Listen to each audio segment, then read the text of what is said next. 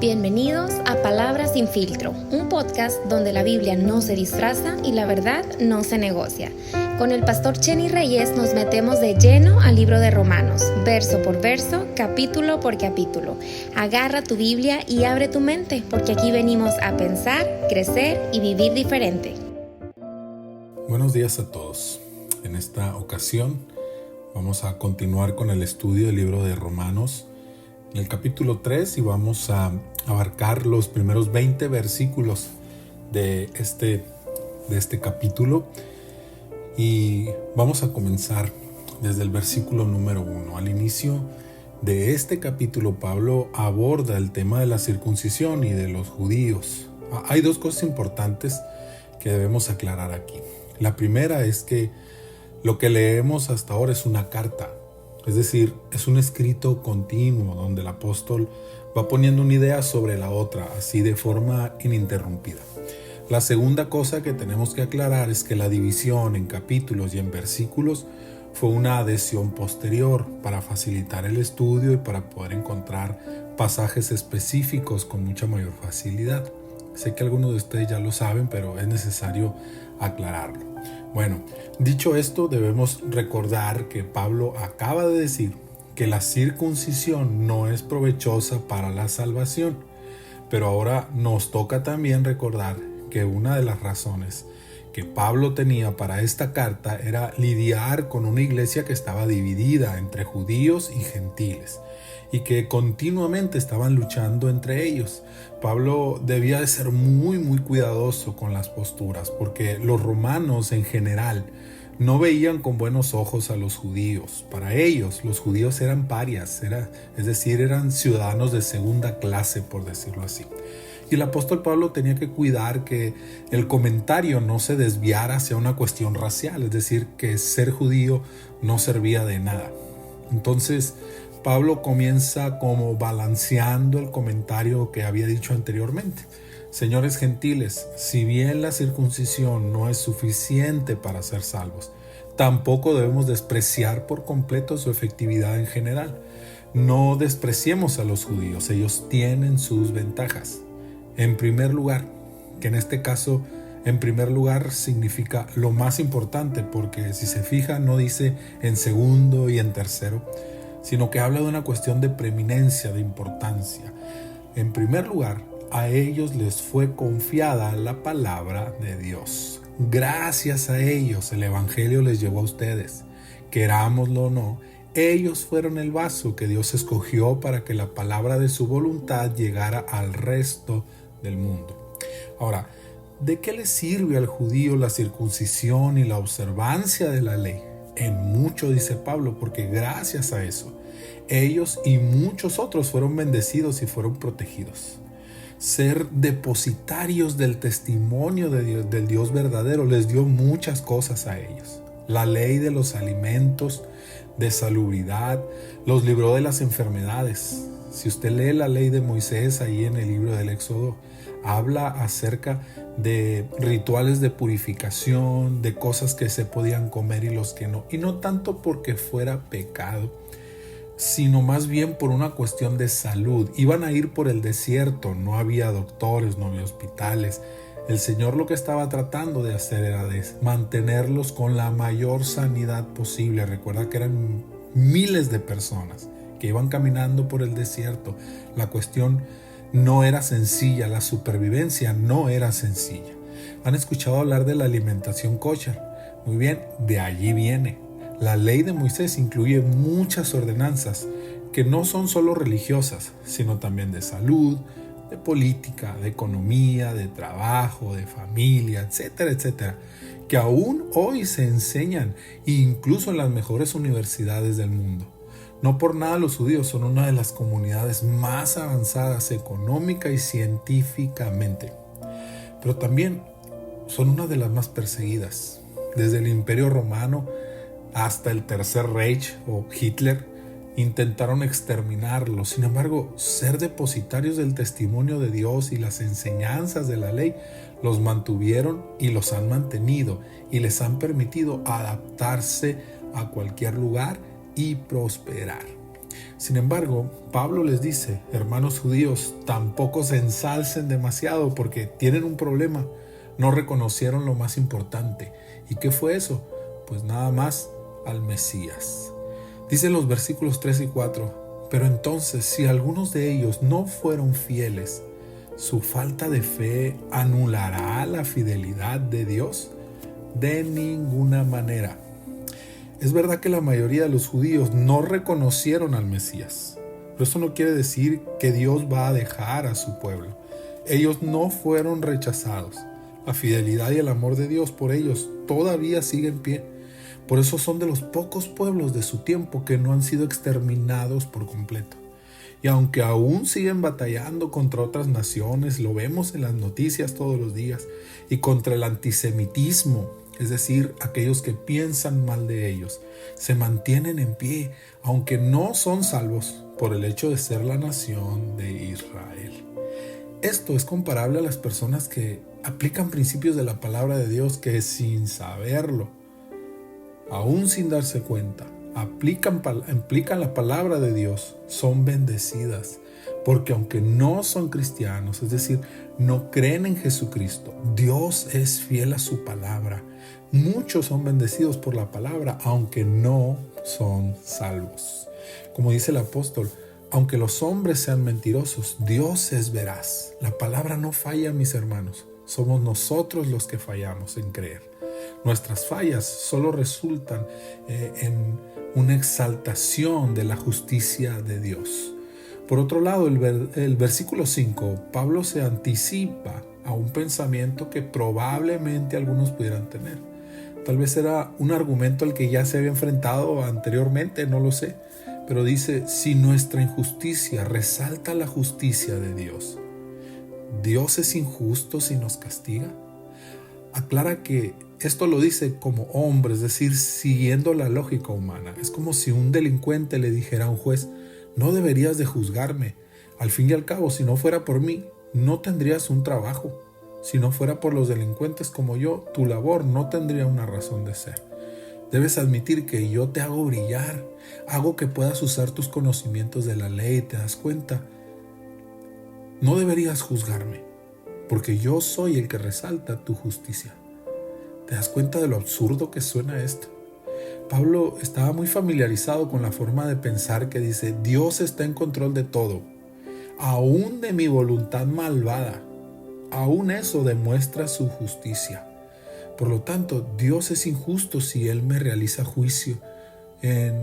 Si Él realiza un juicio en mí, debido a que yo soy solo un peón en su mano, yo soy solamente una pieza que Él mueve a voluntad. Así piensan mucho.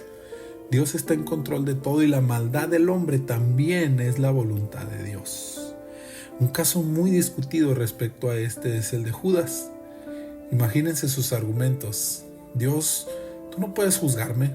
Si yo no te hubiera traicionado, no habría sido a la cruz. Lo que hice incluso cumplió las escrituras. ¿Cómo puedes juzgarme entonces? Creo que la respuesta para Judas debería de ser la siguiente. Sí, Dios usó tu maldad, pero todavía era tu maldad. No había motivos buenos o puros en tu corazón cuando lo hiciste. No hay crédito para ti que Dios haya traído bondad de tu maldad. Eres culpable delante de Dios. Si bien fueron los hombres, fueron los sacerdotes, la estirpe religiosa de su tiempo, los que lo engañaron, Él no habría sido engañado si no fuera por la concupiscencia que ya había dentro de Él. Por eso dice la palabra, y es el mismo apóstol Pablo, si no estoy mal, el que dice, ninguno que sea tentado diga que es tentado de parte de Dios. Porque Dios no tienta a nadie, dice, sino que desde nuestro propio corazón somos tentados. Es decir, el sumo sacerdote y los otros que estaban con él pudieron haberle ofrecido esto. Pero ¿por qué no se lo ofrecieron a Pedro? ¿Por qué no se lo ofrecieron a Santiago o a Juan? ¿Por qué? Porque en ellos no había la concupiscencia, o al menos la forma de concupiscencia que había en Judas, que por lo visto era un hombre ambicioso, era un hombre codicioso, y se aprovechó la codicia que ya había en su corazón para poder realizar ese ofrecimiento. Ese es el argumento que Pablo desactiva ahí en el versículo número 6. Si Dios fuera injusto, ¿cómo podría juzgar al mundo? Si Él no condena el pecado, porque sirvió para su propósito, eso sí sería injusto. Esa es la base del pensamiento maquiavélico. El fin justifica los medios. ¿Lo habías escuchado? Pero con Dios esa lógica no funciona. Que después de todo un mal pueda convertirse en un bien. Habla más de la obra de Dios para cumplir su propósito a pesar de la maldad de los seres humanos, pero no descarta la maldad de los hombres. Pablo deja en claro que Dios va a juzgar a todo el mundo, tanto a judíos como a gentiles, ya que muchos judíos creían que Dios solo juzgaría a los gentiles y no los juzgaría a ellos, aunque ellos pecaran, aunque ellos hicieran cosas malas, simplemente por el hecho de ser parte del pueblo judío. En el siguiente versículo, Pablo insiste en esa objeción hipotética de un enemigo imaginario que él se inventa, ¿no?, para tratar de plantear los argumentos. Que si mi mentira resalta la verdad de Dios, ¿por qué debería de juzgarme? Y esto lo hace para llevar a sus lectores a desarticular una mentira que se decía de aquellos que predicaban la salvación por la fe en el Evangelio. Recuerde que para cuando esta carta fue escrita, ya hacía algunos años que la iglesia había nacido y que el Evangelio de la fe en Jesús ya tenía años siendo predicado. Y había algunos detractores, sobre todo de los judíos, que decían que esto de la predicación de la fe y de la gracia no era sino una licencia para pecar, que el abandonar la ley de Moisés o el no ver o aplicar cada uno de los mandamientos de la ley de Moisés no era más que una licencia para hacer lo malo. Y el argumento de ellos que presenta Pablo ahí es: hagamos males para que nos vengan bienes. Eso es lo que el Evangelio de la Gracia predica, según ellos. Hagamos males para que vengan bienes. Al parecer, algunos judaizantes, defensores de la ley de Moisés, que pensaban que la ley era indispensable para la salvación, decían que la fe y la gracia se utilizaban para poder pecar libremente, porque si Dios se glorifica a sí mismo por nuestros errores, entonces cometamos muchos errores para que Él se glorifique más. Pero el apóstol Pablo los para en seco y les dice: de eso no se trata el verdadero evangelio, ni la gracia de Dios. Que Dios brille con nuestra oscuridad no nos da permiso de pecar. Nunca se ha predicado así en el verdadero evangelio. Quienes dicen estas mentiras merecen ser juzgados. Pablo estaba realmente molesto cuando se presentaba esa falacia o esa calumnia en contra del verdadero evangelio de la fe y de la gracia. Y hoy en día, mis hermanos, mucha gente, incluso gente de iglesia, calumnia el evangelio centrado en la fe, en la gracia y en la obra del Espíritu de Dios en nosotros. Y lo resumen en eso. Quienes no han entendido la verdadera gracia, quienes no han entendido la verdad del evangelio de la fe en Jesús, piensan que lo que nosotros predicamos es: haz lo que quieras, puedes pecar, no pasa nada, Dios no va a juzgarte porque Dios es bueno, y si tú hagas lo que hagas, entonces Dios te va a perdonar. Pero no es así.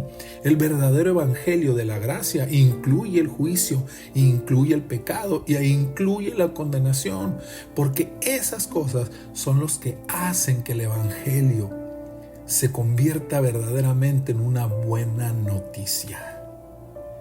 En la última parte de esta sección, Pablo resume su hipótesis.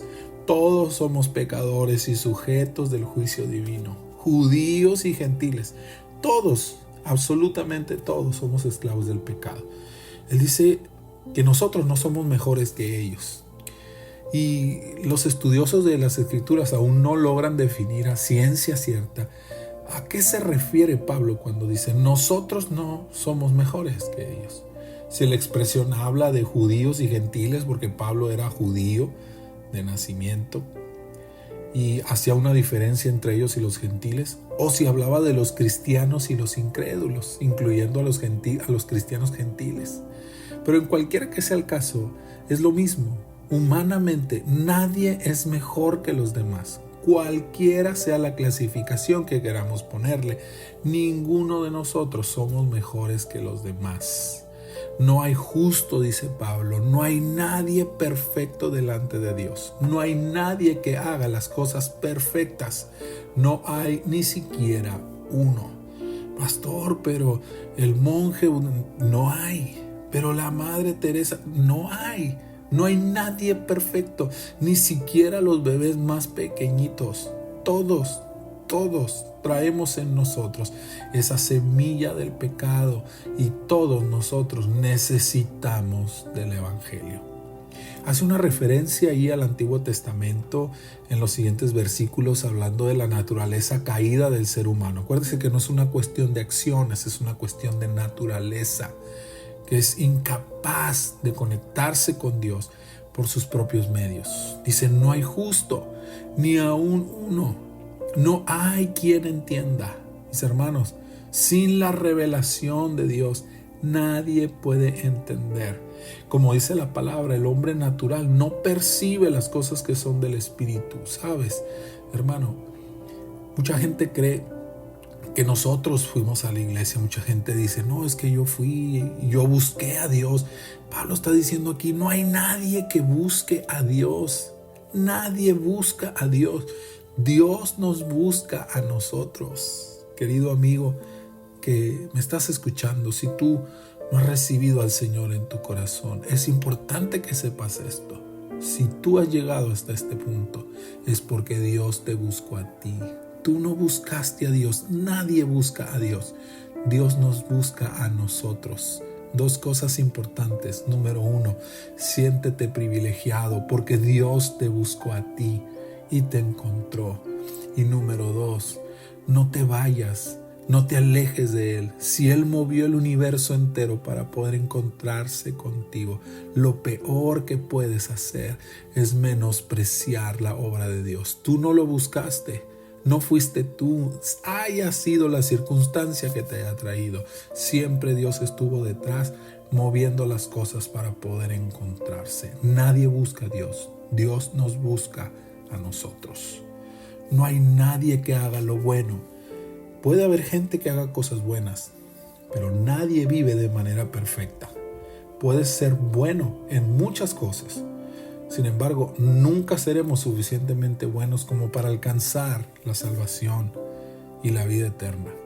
Aunque hagas cosas buenas, la verdad es que todos hacemos cosas buenas por conveniencia, para recibir un premio o para evitar un castigo. Porque así fuimos enseñados, fuimos educados para hacer cosas buenas, y si hacemos cosas malas somos castigados, y si hacemos cosas buenas a veces somos premiados. Fuimos educados para hacer lo que se supone que es correcto. Pero ¿qué tal si no lo hubieran hecho?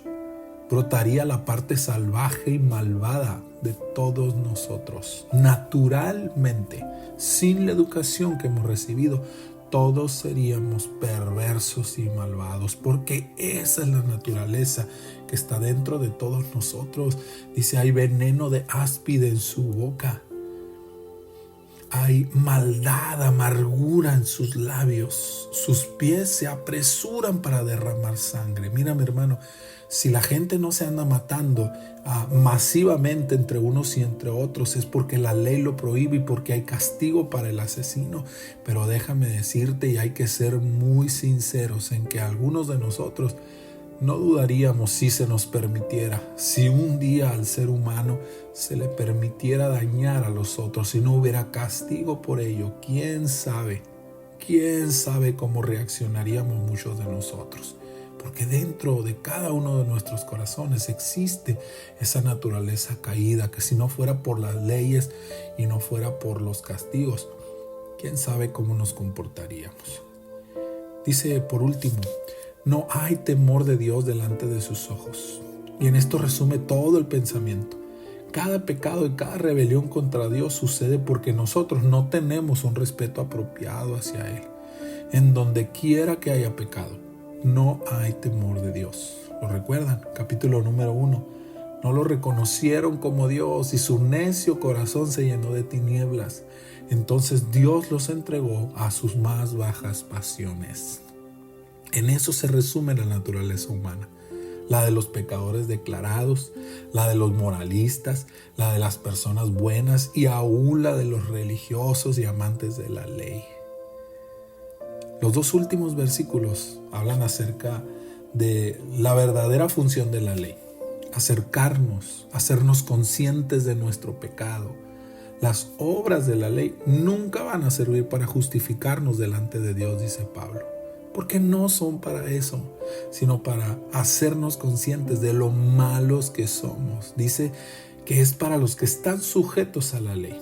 Porque a quien no está sujeto a la ley, pues le queda claro que es malo. Le queda claro que lo que hace no está bien. El problema es con quien sí está sujeto a la ley y cree que eso le vale para salvación. Pero Pablo dice, no, tú necesitas la ley para darte cuenta que aunque tú lo creas, no eres bueno.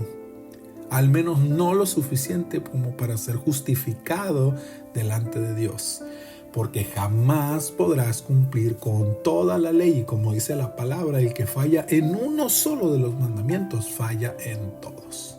En conclusión, sin el Evangelio, todos estamos perdidos. Mis hermanos, el día de mañana estaremos cumpliendo con la segunda parte de este capítulo a partir del versículo 21, así es que les invito a seguir leyendo y seguir pensando. Sus dudas, sus comentarios al respecto, pues los espero ahí en el grupo para que podamos seguir aprendiendo juntos. Bendiciones. Gracias por estar aquí en Palabras sin Filtro. Qué bueno es poder abrir la Biblia juntos y descubrir lo que Dios tiene para nosotros, versículo a versículo. Te invito a que no te pierdas la próxima sesión porque seguimos aprendiendo, creciendo y dejando que la palabra transforme nuestra vida. Nos escuchamos pronto. Bendiciones.